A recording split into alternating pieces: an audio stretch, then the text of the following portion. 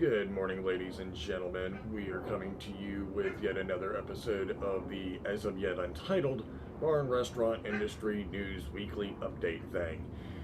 This is the news for July 17th, 2020. So, starting off, Southern California Starbucks barista kid, he stands up to a Karen, tells her to wear a mask. She flips out, threatens to call the police, blah, blah, blah. People get a hold of the footage, start a GoFundMe, raise quite a bit of money for this kid that he was going to use for several charity organizations because he's not a prick. Well, this bitch decides to come back and say, hey, I want half this money. Yeah, let that sink in for a second. Alright. Next up, police in Plymouth, Ohio are asking the public to please stop throwing beer bottles at their drug drones. Okay, the police, I get it, the equipment's expensive, so to help you out, just stop flying your drones over private property unless you have a warrant. Real simple. To the people that are throwing their beer bottles at these drones, throw it underhanded. You're going to get a lot more height and a lot more power. Lift up with your feet when you throw. It's a technique I learned when I was competing in the Highland Athletics years ago when I was a kid. Good luck with that.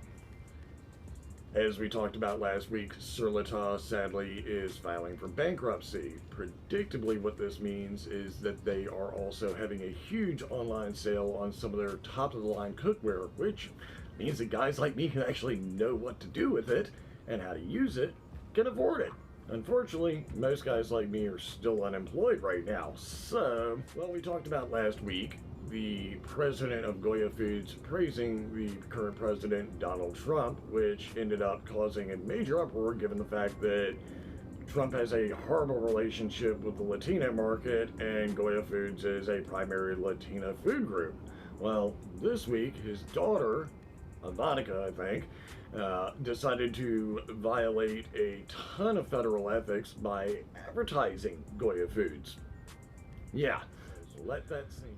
Finally, to wrap this thing up, a Kansas City man decides to flash a gun when he was told to wear a mask. You see a common theme here? Now,